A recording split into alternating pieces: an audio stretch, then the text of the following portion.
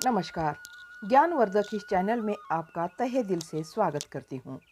आपका सपोर्ट ही इस चैनल की चेतना बनी हुई है। इसके लिए आपका बहुत बहुत धन्यवाद। पिछली वीडियो में आपने देखा कि कुंती, माद्री और पांडु का वन में जीवन अच्छी तरह से चल रहा था।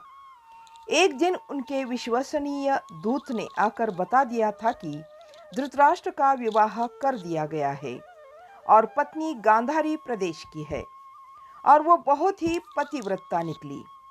पति को अंधा देखकर खुद भी अपने आंखों पर पट्टी बांध ली। यह सब बातें कुंती के स्मृति पटल पर आ रही थी। कुंती फिर आगे सोचने लगती है। वन में खाने पीने की कोई कमी नहीं थी।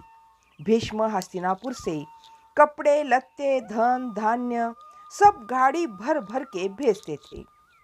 अगर वे नहीं भेजते तो शिकार और कंदमूल खाकर ही गुजारा करना पड़ सकता था। हस्तिनापुर की खबर सुनकर पांडु की तो नींद ही उड़ गई थी। वे वापस लौट जाने की बातें कर रहे थे।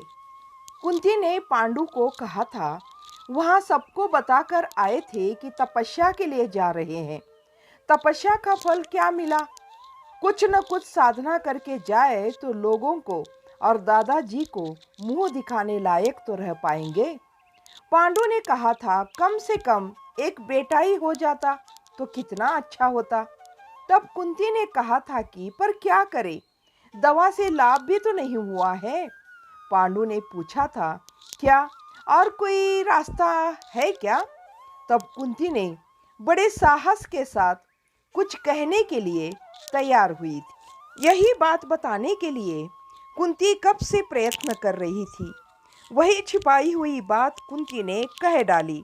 महाराज, आपको मालूम नहीं, वैसे मेरा एक पुत्र है, अब 9-10 वर्ष का हो गया है। पांडु ने आश्चर्य से पूछा, कैसे? कुंती ने कहा, कानीन। इतना ही कहकर वो चुप हो गई। पांडु राज कुछ भी बोले नहीं।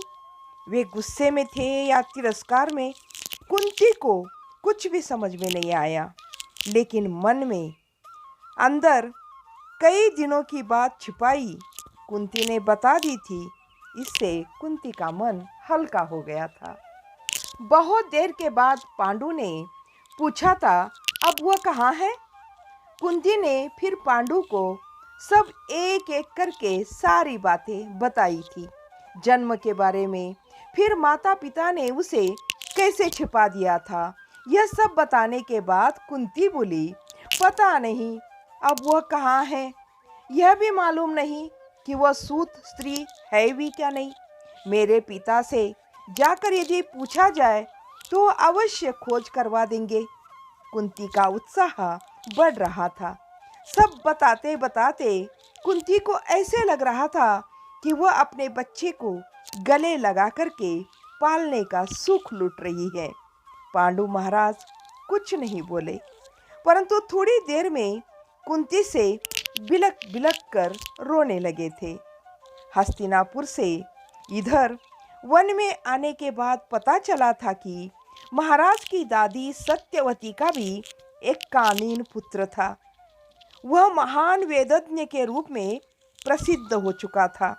कुंती को यह भी पता चला था कि उनकी दोनों सासों ने नियोग करके पांडु और धृतराष्ट्र को जन्म देने वाला वही कानीन पुत्र है। जब वह कानीन पुत्र कभी हस्तिनापुर आता तो समस्त प्रजा उसके चरणों पर गिर पड़ती थी। कुंती सोचने लगी थी कि माता पिता ने पुत्र को क्यों छिपा दिया होगा और छिपाकर क्यों रखा होगा। सत्यवती तो मछेरीन थी। वे लोग कानीन के रहते निसंकोच लड़की से विवाह करते हैं। अब इन क्षत्रियों ने क्यों संकोच कर दिया, पता नहीं। बाहर का वातावरण एकदम शांत था।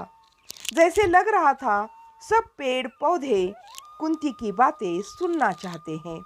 कुंती ने कहा था, महाराज, मुझे जब आपकी पत्नी के रूप में दे दिया गया है तब मेरा बेटा भी आपका ही है ना?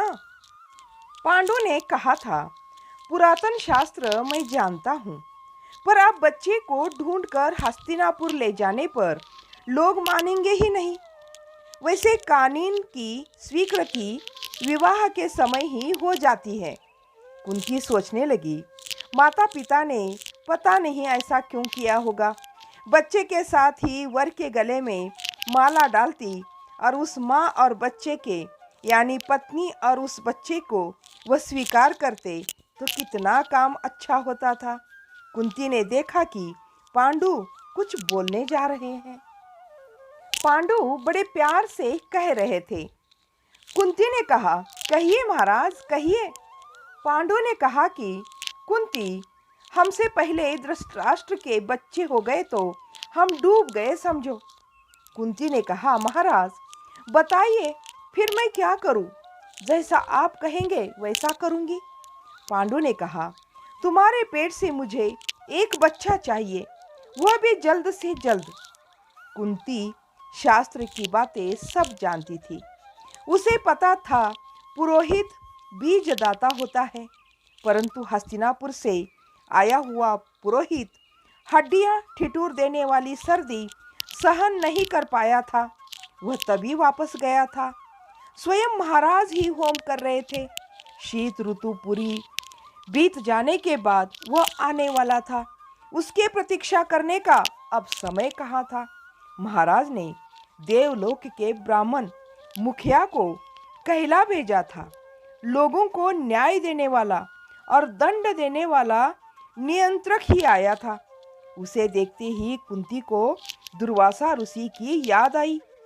उनके जैसे ही दाढ़ी और तेजस्वी मुख था, परंतु शरीर पर एक मोटे कंबल का चोगा पहन रखा था। अधेड़ उम्र का था। उसका स्वर ऐसा था जैसे आकाश को भी सुनाई दे। कुंती के यहाँ का भोजन उसे बहुत पसंद आया था। पांडु के प्रार्थना करने पर वह आया था। उसमें कोई आतुरता न थी। नई स्त्री में उसे कोई विशेषता दिखाई नहीं दे रही थी। अब तक अपने गण की कितनी स्त्रियों को वो भोग चुका था। उसने महाराज को पूछा, महाराज आप नियोग की बात कर रहे हैं, इसके लिए किस शास्त्र का आधार है? पांडु ने कहा, यदि पति अशक्त हो अथवा बच्चों के बिना मर जाए तो उसकी वंश वृद्धि के लिए उसकी पत्नी नियोग कर सकती है। ओहो, कहकर वो जोर से हंस पड़ा। सारा आकाश गूंज गया। बाद में वह बोला, आप लोग मूल धर्म को अपने ढंग से प्रयोग में लाकर पता नहीं कहाँ कहाँ और क्या क्या करते हैं। हमारे यहाँ ऐसी पद्धति नहीं है, उसकी आवश्यकता भी नहीं है। धर्म का ज्ञान मुझे अच्छी तरह का है, इसीलिए तो मुझे धर्माधिकारी के पद पर नियुक्त किया गया है। पांडु ने कहा, महाराज हमारी ओर की पद्धति तो ऐसी ही है। एक के लिए एक ही पट्टरानी होती है, और भी रानियां हो सकती है, पर एक स्त्री के लिए एक ही पति होता है। अनेक का होना तो योग्य नहीं माना जाता। मेरी प्रार्थना है कि आप हमारी पद्धति के अनुसार नियोग कीजिए। महाराज ने बहुत ही विनीत भाव से कहा था। अब करते हैं इस वीडियो को यहीं पर समाप्त। अगला भाग अगले वीडियो में जरूर देखिएगा। आपका सपोर्ट बनाए रखिएगा। तब तक के लिए जय हिंद, जय भारत।